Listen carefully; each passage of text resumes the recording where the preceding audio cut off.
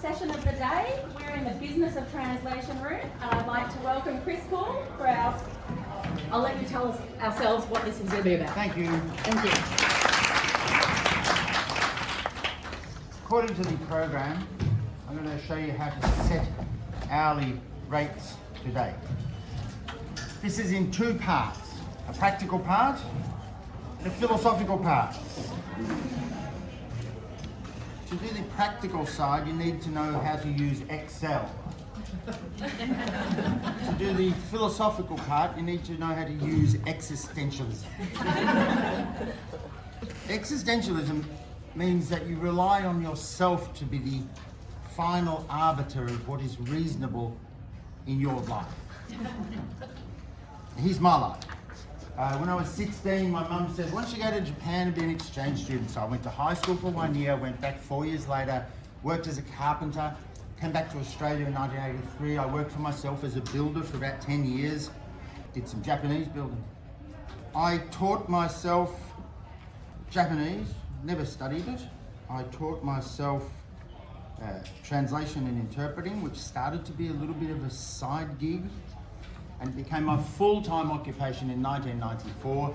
And then in 1996, I employed people. And since then, I've been running Chris Poole Translation, my business, translation and interpreting services provider. Now, I'm just going to note here that we all call ourselves members of a profession. I don't think we're a profession yet. I don't think we're even close. I'm very impressed by a lot of the things AUSIT is achieving at the moment, but I think there are many different ways that we are also going backwards. We're just not a mature profession.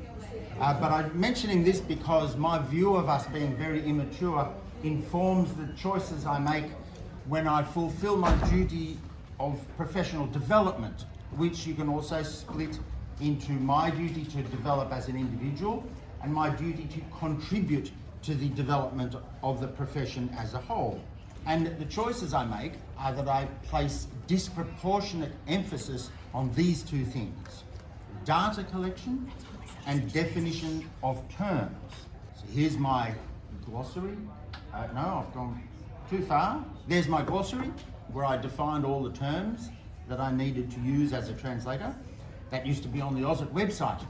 Now it's just on mine. There's some data I collected. To contribute to the development of the profession, I joined AUSIT around about 2000, and I was a member for 5 years, including a suspiciously short time as national president. And then I left in a great big huff. And let me tell you why. This is why. I joined AUSIT and I found that interpreters and translators love complaining. They spend half their time complaining about the world, and they spend the other half of the time creating that world. They don't respect us, they don't understand us, they don't understand translation and interpreting, and they don't pay us enough. They continue to do things that undermine their ability to demand respect and reasonable income. There are examples everywhere. AUSIT, NATI, the interpreters themselves, all these. I'm not going to talk about this today, but oh my God, that's... So I got very sick of all that, and I decided to give up temporarily, because I am back.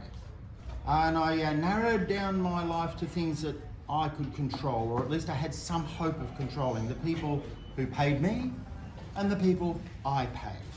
They became the most important people. I identified and separated those things that I knew I could control. And now we come to the background to this talk. When my business started to grow, we now do any language. People ring to us, and we employ many casuals and a couple of full-time people. We often have to find new people, and in the course of our meeting them, I have to ask for a quote, and some of that means I say to them, what do you want to charge per hour for hourly rate work? And it's their answers, some of their answers to that inspired this talk, because many of them didn't know how, okay? Some were suspicious, some flatly refused, but then it gets more tragic. Someone would say, well, how much do you want to pay me? I thought, baby, who hurt you? It's just like, even worse, they would say, well, I have to go and ask my friends to find out the correct rate. Now this started to get weird. Right? How could you not know how much you want to charge me? Maybe I was being naive, but these answers broke my heart. They honestly they did. When I ask someone for their hourly rate, I want to know how many dollars to make you happy. How much for them to say each hour, this is great, I want more work from this guy. That's the relationship I'm trying to build. Why would you ask someone else? So is it not obvious that if you're unhappy with the amount of money and respect you are given by others, then your first step must surely be to find out how much you are actually getting at the moment, yeah? And other people are not going to help you there. They're not going to define your happiness. I mean, apart from anything else, finding out what is happening right now, that's this classic problem-solving methodology. You first need to understand what's happening in my life, yeah? You define exactly what's happening now, you measure it and analyze it, then you say, okay, well that's a problem. There's my solution. And what do I need to get from A to B? You work out some steps. I need to do this, this, and this, and you do it. Yeah, that's how you solve all problems. And the first step is to measure and analyze the current situation. Yeah. Without these things, people have no idea how to reach any sort of happiness, and that's why they seek help outside themselves, I guess. And part of that is relying on data and definitions that other people or other institutions use. And oh my God, this conference has been one after another, people and institutions talking to you as though their definitions and their narrative and their conceptual framework are all the ones you should be using. Today I've come along to ask you to at least stop and say, is that actually right? Do I not have my own life? Could I not decide these things for myself? That's existentialism. There is a lot of fear involved in this, yeah? Fear of being different from everyone else, fear of exclusion socially by people who you want to get on with, when all along they just wanted to add you as a number to their political activities, because politics doesn't need individuals, it just needs numbers. Fear of the unknown, because they simply don't have the facts at their fingertips. And I need to know how much to pay people, so I have a practical problem to solve, but it's also breaking my heart, so it's a philosophical problem. Now, firstly, why hourly rates? Anthony Pym, who's just here, a couple of other people, said some work has to be paid at hourly rates. You can't quantify it, you don't know how long it's going to go, it's obvious, yeah?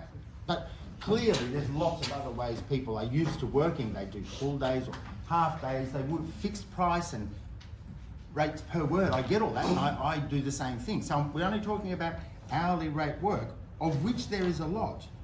But all of these methods were designed by people other than you, yeah? A lot of people just enter the industry and they don't know what to think or do, and they say, oh, is this how you price things? Okay, well, I'll just do what everyone else does, yeah? They don't stop and say, is this best for me?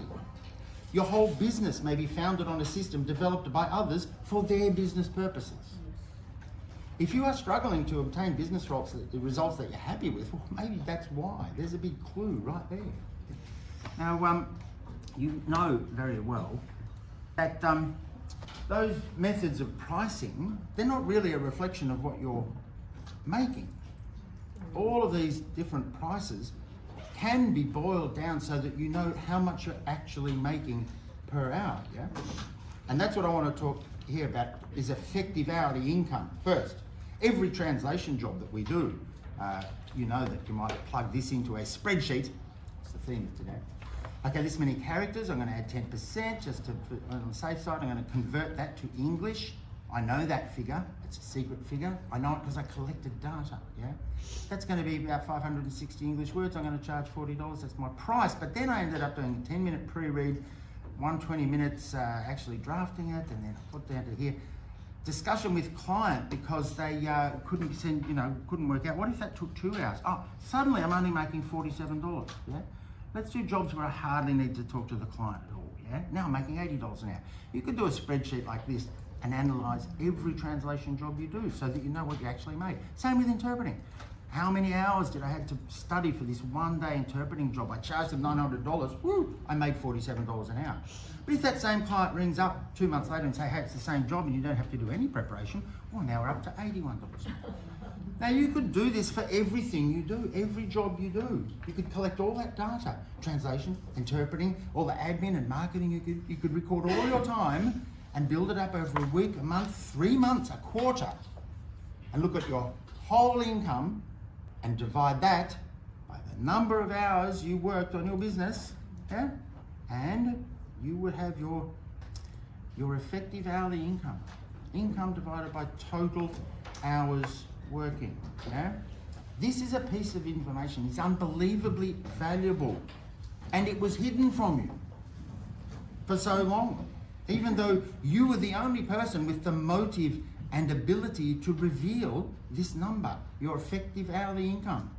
This is an incredible focus of your power. I've heard all these 500 people at this conference saying, oh, we don't have any power, they abuse us, they exploit us. But you could exercise such power in developing this figure. You alone can extract this information from a world of chaos. One of the few things that you could do, and a lot of people haven't done it yet. You also know how many per weeks you are working, and if you continue to collect data for a while, you are going to find out that over the long term, and let's just rely on some averages here, and I don't want to encourage you to do this, but if you live an average 83.2 years and start work at 15 until 60, this many hours you work in your life, how much do you need in order to have one new car and a house and a spouse and 3 kids and an investment and retirement and all that stuff?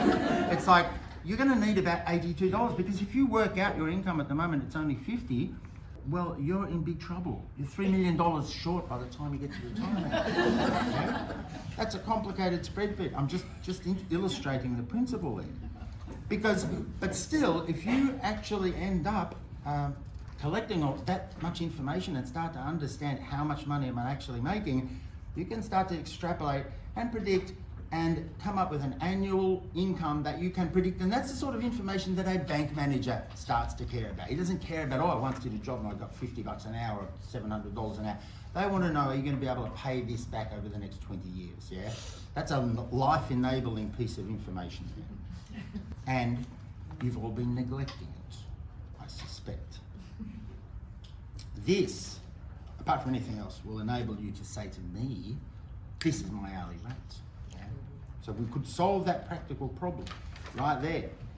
Another thing that actually puzzled me was that when I offer someone an hourly rate, I'm removing one of those fears, the fears of low productivity, yeah? They say, well, I've quoted this much, but what if it takes twice as long? I'm going to make rubbish money. Oh man, I so understand what you're saying. When I was a builder, when I was a translator, I've underquoted, I've been halfway through it, and I'm thinking, oh shit, I underquoted, this is going to be crap money per hour. I hate my life.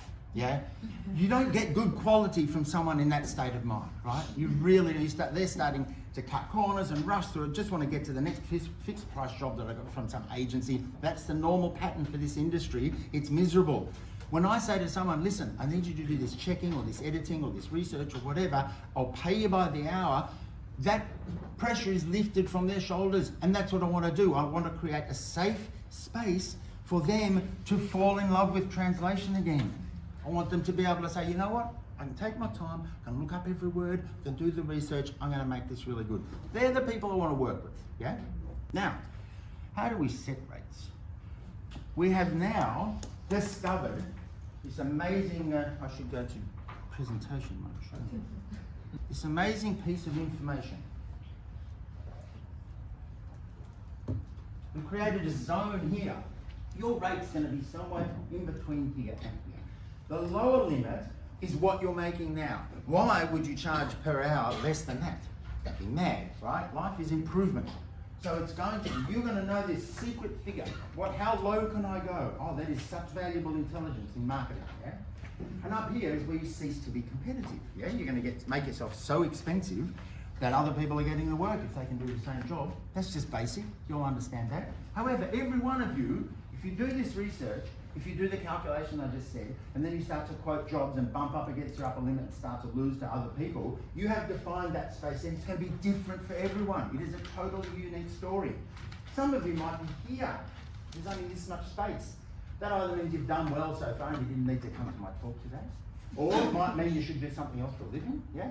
But if it's big, oh my God, you have the greatest adventure in life waiting for you. You're going to start here where you already are now, we're not going to go backwards, and we're going to find out how high we can go, yeah?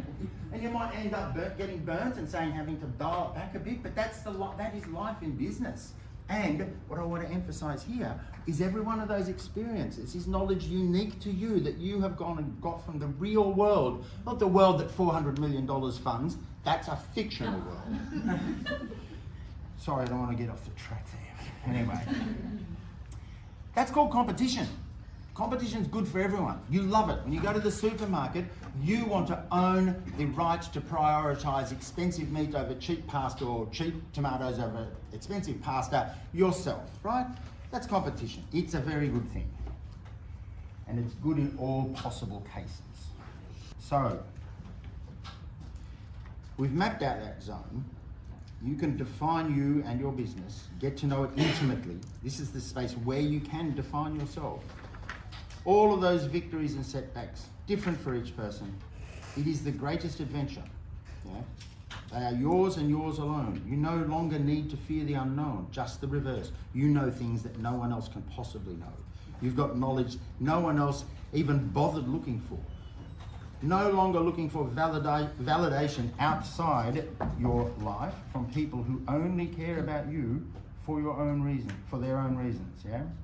So long as you collect the data. Now, I was going to talk about these smart carts at supermarkets because now I want to call you a unique data collection opportunity that you haven't exploited yet, yeah? Have you heard about these things? That Coles and Woolworths are going to have these things on your cart.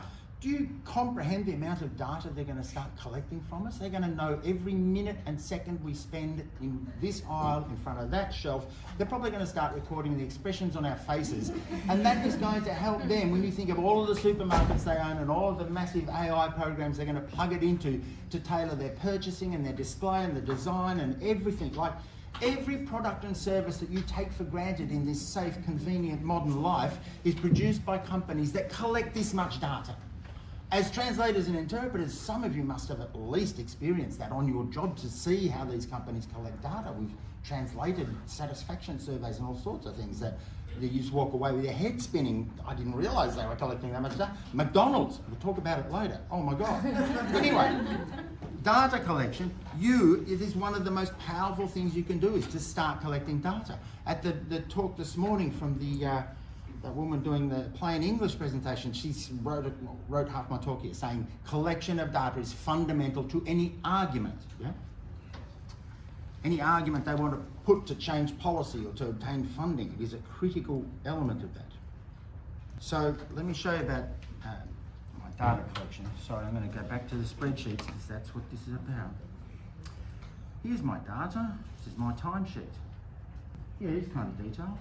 I've been doing that since 2007, and so has everyone else who works for me. And it's all compiled into another archive file, which is nearly 200,000 rows. And here's all the people. I think there's a few in this room, aren't there? Elise, who just presented, she's on this list. Yeah. You have no idea how valuable this data is to me. I mean, I'm an employer, so there's some basic things. We use this file to send invoices and we use this file to pay people, but there's I could stand here all day and tell you about the incredible ways we've found to use this data. We keep discovering new ways. But all these, and I'm obviously, I'm an employer now, so it's a little bit more complicated, but the same principles apply to you. You are a unique data collection opportunity, and that alone is an undiscovered power. Now, here's that one figure that I was talking about, which I want to show you. This actually works in real life. There is my average contribution over the 10-year period set out there. I know now because of my data that I started off every hour I was working on my business way back in 2013. I was maybe making $50 an hour. Now I know it's up around 80. Massive fluctuations because we live in an immature profession with a completely uneducated market, notwithstanding all the bullshit we've been hearing from these bureaucrats. That shows you how volatile our market is. The market for beer and tyres and spectacles is not like that, right? This is unique to translation. Now, if you're looking at this and thinking, oh geez, that looks hard, well, that's tedious. It's like everyone I ever employed started off thinking that, yeah? They sure did. But that's a definition of happiness. Improving your income. In the space of, we're talking about rates and financial rewards for being a translator. But if you're thinking to yourself, well, that's a lot of work. Every single person I've ever said, you're going to keep a timesheet. Oh, what? I don't have time to do that. Hello? If you're not prepared to do the work to solve the problem, stop complaining about the bloody problem, right? I've found what works, and this works, yeah? Now, it's not easy to change your habits at a philosophical level. I can't get into your head and reset the knobs and dials that make you satisfied or neurotic. No one can. Why did you follow them in the first place?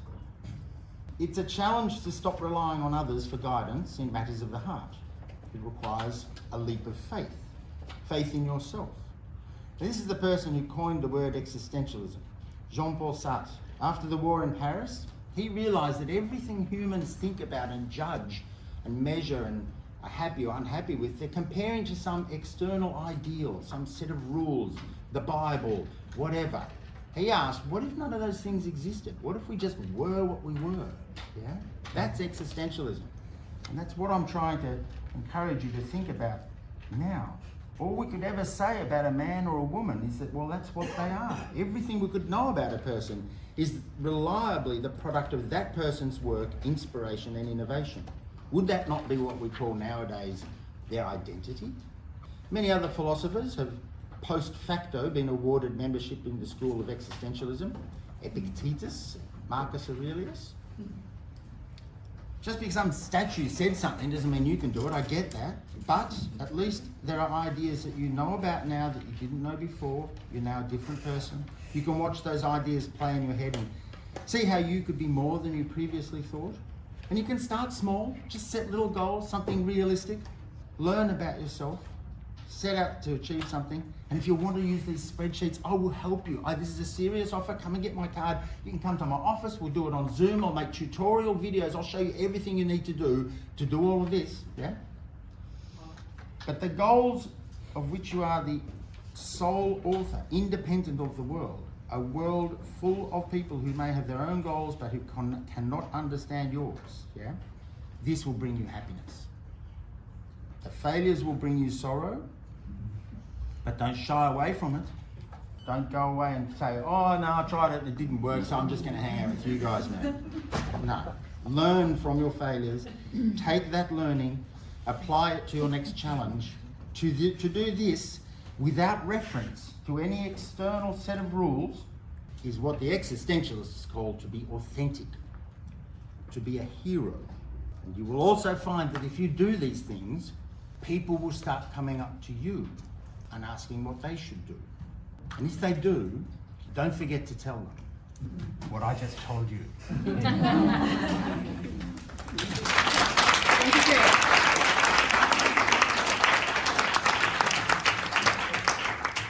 Now, Chris had promised me we were going to have time for questions, but we literally have 1 minute. So I think we have one very enthusiastic person here. Yeah, but we've got afternoon tea afterwards. We do. And people want their afternoon tea. No! Is there anyone else? No.